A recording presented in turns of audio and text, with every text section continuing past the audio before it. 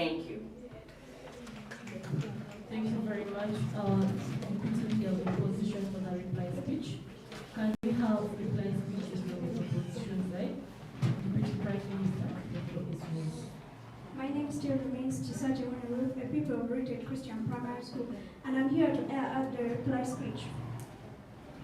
Our first speaker defined the motion, stated the parameter, and our second speaker came refuted or what the opponent stated, and the third speaker came and rebuilt and weighed the debate.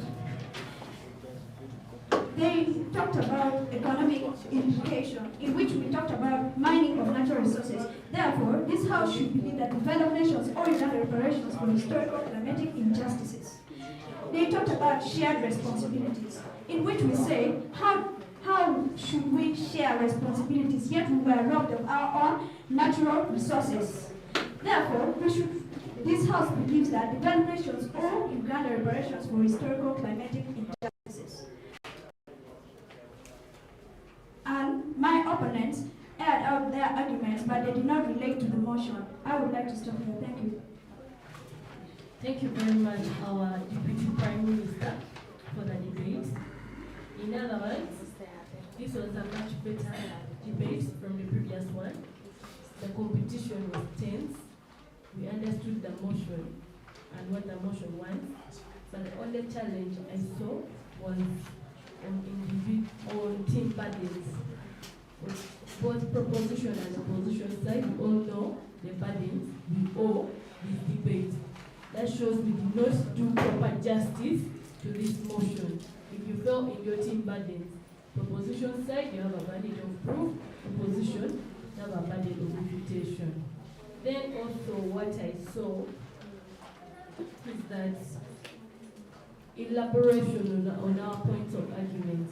Some of us were rich in content, then some of us failed to elaborate well. Then also defending your side as an individual debater. You coming up to defend what your previous speaker on your side has talked about. That will still round up to your burden or your teamwork. Now, there I saw a challenge in debaters coming up to defend their points of arguments that was kind of explained by the previous speakers. That shows you left your points hanging. Then also another thing that I saw is you had your points of arguments well stated, but you come and explain one or two. You leave the other three for who to explain it for you. So that one shows you left your points of argument hanging. So you explained only two and you left three. That shows the three will not be taken into consideration because we don't know it. But the two you've elaborated will be taken into consideration because you made us know it. Are we together? I don't know if my colleague has Thank you, our chief advocator. One observation. Please, as a debater, use words that are very easy for you to pronounce. Okay? Some of you, you're trying to pronounce words that you cannot exactly. So avoid using complicated words, okay? Heavy words when you're making arguments. So with time, you will learn to use what? Simple words, okay? So avoid using heavy words that you cannot pronounce it properly, okay? Thank you. Thank you very much, Judge Ben. My dear debaters and listeners out there, this debate requires three things: content, strategy, and style. And all that comes from speaker point, speaker roles, and team burdens, and then justice to the motion. So whatever verdict that will come, it is around us. The debater should never expect a judge to think for them. When you say anything, it will remain as you say it unless you explain it for us to understand. Thank you. That is what she meant by saying, leaving your arguments hanging. Thank you. We've come to the end of this round. you can shake hands as we invite our final quarter-final round of this debate between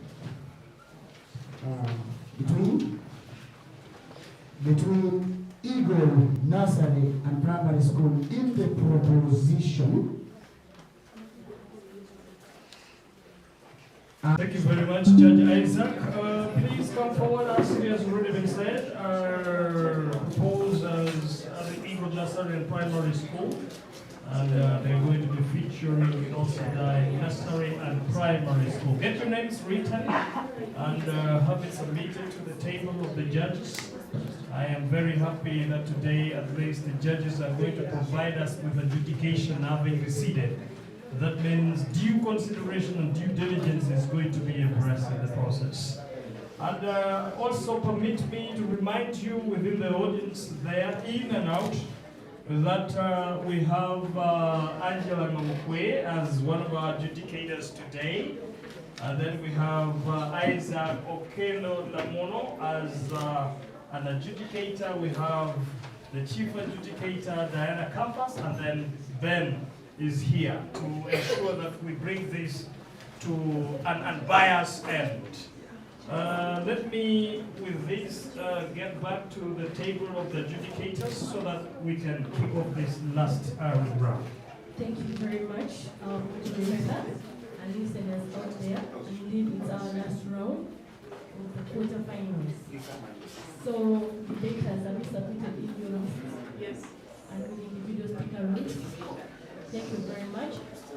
On timing, you know the rules. You use 5 minutes. And we're still going to use the same motion, which is please audience, yeah, we are going to use the same motion, which states as this house believes that developed nations or Uganda reparation, historical, climate, injustices. So at this juncture, I think we are set. Can I invite the first speaker from the proposition side? Honorable Lawyer Joshua Abel, our Prime Minister, the floor is yours. I honor the President of the adjudicators and the House at large. I am by the name of Lawyer Joshua Abel, a pupil of Eagle Nursery and Primary School. As our motion for today says, this House believes that developed nation owes Uganda for reparation for historic climate injustices. We as the proposition team, we are proposing this motion. Through you, honorable judges, ladies and gentlemen, allow me to explain the key terms used in this motion. Developed nation, these are advanced countries like America and Germany. Reparation is the act of making amends of the wrong you have done. History, which means the past. Climate is the average weather condition of a place recorded for a long period of time. Injustice is the putting violence on right. And lastly, Uganda is our parameter. Through you, honorable judges, ladies and gentlemen, allow me to state our roles. My roles as the first speaker is to set the ground of the debate, state the roles of the speaker, and state out the points of argument. The role of the second speaker is to refute, rebuild, and rebuttal. The role of the third speaker is to refute, rebuild, rebuttal, and do the reply speech. Through you, honorable judges, ladies and gentlemen, allow me to go straight to our points of argument. First, developed countries should be first to decarbonize. Secondly, they have become rich from emitting large amounts of greenhouse gases. And lastly, climate change has affected education in Uganda. Through you, honorable judges, ladies and gentlemen, I would like to end here by saying, developed nation owes Uganda for the reparation for historic climate injustices. Thanks. Thank you very much, your Prime Minister, Honorable Joshua Abel. Can we hear more from the leader of opposition, Honorable Agenero Michel? The floor is yours. Thank you, judges. The two competing parties are not forgetting you, the audience. Before you have the motion that states, this House believes that developed nations owe Uganda reparations for historical climate injustices. We would like to talk about these changes in relation. We would like to talk about these changes in relation to our climate. Yes, we may agree that these developed nations affected the climate